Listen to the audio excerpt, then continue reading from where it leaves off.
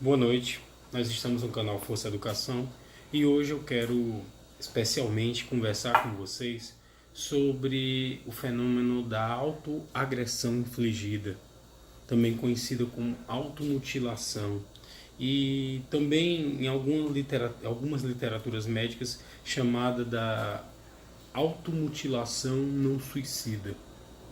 Eu quero tratar desse tema porque alguns dos meus inscritos pediram que eu continuasse a tratar sobre a depressão. Então, fiz uma pequena busca, conversei com alguns jovens que já passaram por esse fenômeno e trago hoje aqui para vocês um panorama inicial e introdutório para que a gente possa se aprofundar nessa discussão. E por que eu estou falando isso? Porque muitos jovens estão sofrendo e muitos pais também, e não sabem como sentar e conversar e procurar a ajuda adequada. Pois bem, vamos lá. Primeiro de tudo, embora os métodos pelos quais as pessoas possam se agredir sejam bastante diversos, é preciso diferenciar o que é a autoagressão infligida e separar do que é o transtorno obsessivo compulsivo. O transtorno obsessivo compulsivo é um fenômeno que se caracteriza muitas vezes por também autoagressões, inclusive até produzindo escarificações, feridas, machucados na pessoa. Só que dentro do transtorno obsessivo compulsivo, o que se observa é que as lesões, as agressões assim denunciadas, elas têm uma simetria. O sujeito vai se machucar, digamos, com uma faca. E ele faz sempre um corte de mesmo tamanho e numa determinada região do corpo. A automutilação, a autoagressão infligida é diferente. Normalmente, o perfil da pessoa que comete esse tipo de ação, de atitude, é de uma pessoa que vai lesionar normalmente duas áreas específicas ou duas áreas principais, quais sejam o antebraço e a parte posterior da coxa. São arranhões, são feridas, são machucados produzidos por facas, chaves, pregos, tesouras, cigarros. E essas agressões elas acontecem de uma maneira às vezes até sobreposta. O indivíduo não tem a intenção, ou pelo menos deixa claro que não tem, porque ele não vai produzindo outras feridas, ele vai machucando num local muito próximo da ferida anterior. E isso denota bem a sua intenção de sentir dor. É por isso que também dentro do perfil da literatura médica das pessoas que são acometidas da doença da autoagressão infligida, nós podemos encontrar que todas elas estão sofrendo basicamente de três tipos principais de transtornos. Primeiro, o transtorno de personalidade limítrofe. Existem vários transtornos de personalidade, muitos deles associados de maneira grosseira ao que a mídia, os programas televisivos ou até mesmo a cinematografia hollywoodiana terrivelmente taxou como transtorno de múltiplas personalidades, quando na verdade o que se tem não são múltiplas personalidades, são extremos de personalidade. O sujeito passa por um episódio de muita tristeza e de muita euforia de maneira quase concomitante. Para que fique bem claro, seria basicamente você ir para uma festa e lá na festa você extravasar todas as suas alegrias, bebendo, dançando, beijando, namorando, e após a festa você se sentir tão culpado, tão infinitamente culpado pelas suas ações, pelas suas atitudes, que você sentisse o desejo de sentir dor, para purgar o mal que você fez. Então você iria e se machucaria de maneira intencional, se agrediria. Tem relatos dentro da literatura psicológica e psicanalítica, principalmente, que é a que eu tive acesso, de pessoas que chegam a se esmurrar. Para quem assistiu o filme hollywoodiano Clube da Luta, com excelente interpretação de atores como Brad Pitt, o transtorno por qual é delineado ali o filme seria um transtorno de personalidade limítrofe, que graçou o mundo com uma ideia de múltipla personalidade. Então o sujeito se esmurrava pensando que estaria, na verdade, sendo agredido por um terceiro. No caso da autoagressão infligida, ele se agride sabendo que é ele mesmo quem está agredindo. Mas isso não importa. O importante é ele sentir dor. O importante é ele pagar pelo mal que ele fez, pela desobediência aos pais, pela falta de respeito com algum amigo, com alguma amiga, pela falta de sentimento verdadeiro para com alguém que ele tenha iniciado algum relacionamento afetivo, ou simplesmente porque ele se sente mal em ter feito tudo que ele fez. Um outro fenômeno muito comum são os transtornos alimentares. Existem várias pessoas que se sentem extremamente feias e associam isso ao excesso de gordura corporal, ou seja, elas se sentem obesas. E no fenômeno de anorexia, elas se sentem culpadas por comer demais, por estarem acima do peso, daquele peso que é determinado como beleza. Então, quando elas não conseguem suportar o desejo de se alimentar de algo que elas entendem por gostoso, elas, depois de se alimentar, elas se agridem, elas se machucam, para purgar por aquele prazer que ela sentiu que era um prazer proibido. E temos, por fim, o abuso de substâncias narcotizantes, desde a bebida alcoólica até mesmo o uso de produtos quimioterápicos, como alguns barbitúricos ou psicotrópicos. Dentre estes, o mais comum no que se observou foi o uso do Rivotril, misturado ou associado à bebida alcoólica, principalmente a cerveja e a cachaça. Pessoas que fizeram uso dessas substâncias e chegaram muito próximos ao coma alcoólico, elas sentem-se profundamente culpadas, terrivelmente culpadas, e muitas vezes elas passam a se agredir. E se agredir de uma forma violenta. Teve casos de jovens que perfuraram a pele do seu antebraço com as unhas, elas mesmas, e dilaceraram a pele. E há um certo prazer interior em mostrar para amigos aqueles ferimentos. O que se observou até hoje, que se catalogou até hoje sobre as autoagressões infligidas? Número 1, está associado principalmente à saída da infância e ao início da adolescência ou final da adolescência. Se encontram muitos casos relacionados a pessoas entre as idades de 14 a 18 anos. São os maiores picos. Em casos mais extremos, se identificou em algumas pessoas com 10 anos do sexo feminino, pós-menarca, ou seja, a primeira menstruação da mulher.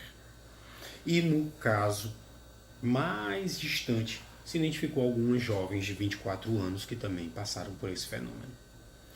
Todas as vítimas, que são também suas algozes, tinham como traço distintivo um sentimento de inadequação com a sociedade ou com o ambiente com a qual elas se relacionavam. Essas pessoas sentiam-se profundamente deprimidas e oprimidas por suas famílias, seu ambiente de trabalho ou suas escolas ou universidades. Porque elas consideravam que não estariam encaixadas dentro destes ambientes como pessoas queridas, como pessoas desejáveis, como pessoas aceitas. E uma das formas de purgar, de pagar o preço por estar ali de uma maneira indevida, não convidada e não pretendida, seria se machucar. Então, o que se tem até hoje sobre esse assunto é que está muito associado a uma falha de aceitação social. E é muito interessante porque dentro do diagnóstico, muitas vezes essas pessoas elas não querem ajuda. Primeiro porque elas não se sentem em perigo. Elas não têm um interesse deliberado de intentar contra suas próprias vidas, de terminar com suas vidas. O desejo delas é simplesmente se machucar para pagar o preço por agir contrário ao padrão. Outra coisa importante é que o diagnóstico dessa doença, que possui o CID, Z95, ela necessita de uma verificação profissional, seja de um médico psiquiátrico, seja de um psicólogo ou psicanalista. Por quê? Porque muitas vezes algumas pessoas se machucam de uma maneira incidental e por um momento nem se apercebem. E às vezes a família pode julgar que elas estão se autoagredindo de uma maneira intencional. Então é muito importante a presença de um especialista no assunto, seja médico, psicólogo ou psicanalista. Alguém que possa verdadeiramente identificar o que leva a pessoa àquilo. Segundo, uma coisa muito difícil é que a pessoa, ao iniciar esse procedimento, esse processo, ela consiga perceber exatamente onde ela quer chegar. No primeiro momento é capaz até dela pensar em suicídio real. Mas a maneira como ela busca acessar essa condição é ineficaz, completamente. Ela toma vitaminas. Por exemplo, tem pessoas que, em alguns casos médicos, que chegaram as mães desesperadas em um determinado hospital, nas emergências e até nas urgências, porque os filhos tiveram acesso a vitaminas como Centrum, Gero Vital. Elas tomaram uma grande quantidade de cápsulas e tiveram diarreia e vomitaram. E as mães pensavam que elas poderiam chegar a óbito. Não era o caso. Um outro fato que é importante para o diagnóstico é identificar quanto tempo está ocorrendo isso. Até mesmo para diferenciar da psicopatia do TOC, transtorno obsessivo compulsivo. Como eu disse ao início, o transtorno obsessivo compulsivo, ele é milimétrico, ele é pré-ordenado e, principalmente, o paciente, ele não consegue perceber a dimensão da dor. Em muitos casos, o sujeito vai produzindo feridas, escaras na sua pele e não vai percebendo a dor. A profundidade não é tão grande e mesmo assim ele não busca essa dor, ele não busca pagar o preço por nada. Outra coisa também é que o TOC ele está muito associado a uma idade mais avançada na vida. Pessoas com mais de 30 anos normalmente passam por isso. Pessoas com mais de 50 anos têm um outro pico de TOC. E no caso da autoagressão infligida, ela ocorre muito antes, com o seu pico entre os 14 e os 18 anos. E com uma frequência muito maior. A frequência da autoagressão, ela costuma ser diária. Às vezes, há casos em que pessoas fazem a autoagressão de uma maneira viciante, em que ela começa a produzir escarificações no seu corpo pela manhã, à tarde e à noite. Até algumas vezes a pessoa chega a um nível tão elevado de dependência da autoagressão, que a pessoa já não consegue nem sair da sua casa se não produzir uma escara na sua pele. E normalmente em áreas restritas. Antebraço, parte posterior da coxa.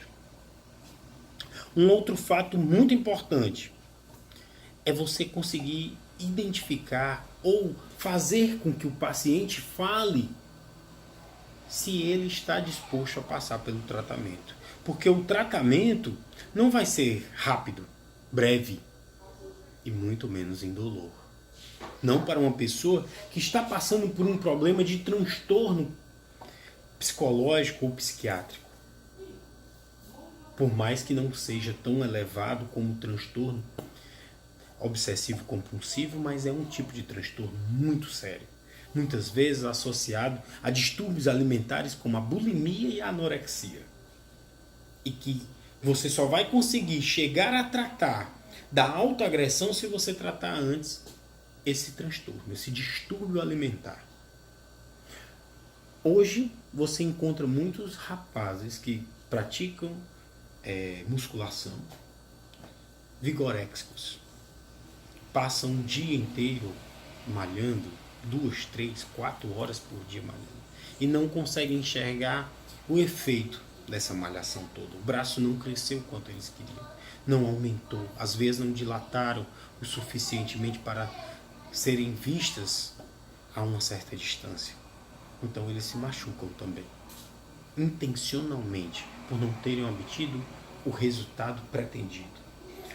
O tratamento. Existem dois tipos de terapias principais que têm surtido os maiores efeitos na autoagressão intencional. A primeira, a mais duradoura, a mais necessária, assim eu entendi, seria a terapia comportamental dialética, que começaria com sessões individuais entre o psicólogo ou psicanalista e o paciente, em conversas bastante abertas e diretas, tratando desde o transtorno inicial que provocou a doença até a possibilidade do paciente reconhecer-se como doente e que necessita muito da ajuda para superar isso.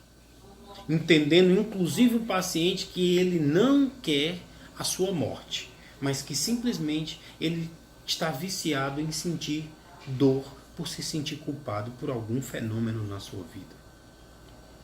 E aí, gente, esse tratamento ele evolui para sessões em grupo, inicialmente com poucas pessoas, grupos de até 5 pessoas, até chegar a um outro nível que os grupos podem chegar a um pouco mais do que 10 ou 12 pessoas.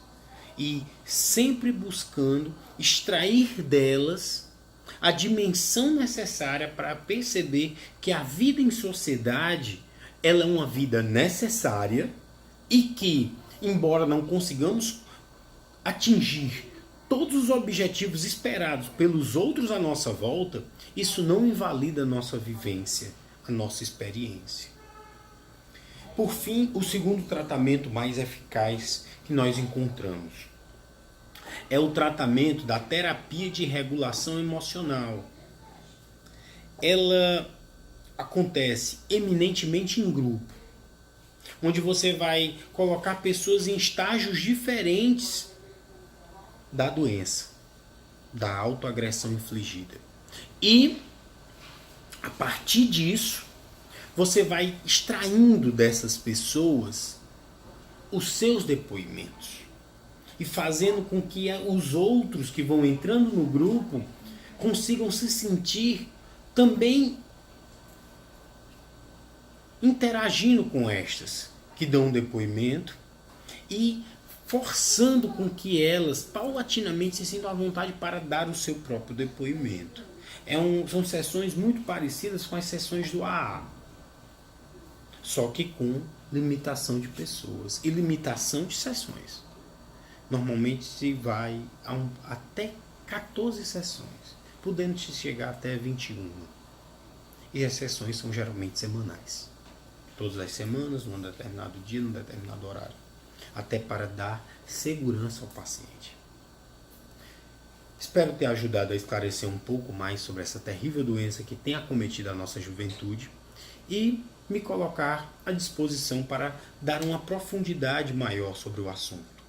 Nos vídeos posteriores vou explicar quais sejam os transtornos mais comuns associados e como esses transtornos podem se associar a outras doenças. Vou explicar um pouco melhor o que é transtorno de personalidade limítrofe, distúrbios alimentares e também vou falar sobre essa relação que nós estamos vivendo hoje entre a dependência do mundo externo e a nossa autoimagem. Esse é o canal Força Educação. Se você gostou, deixa o joinha, compartilha essa mensagem e vamos crescer juntos. Muito obrigado.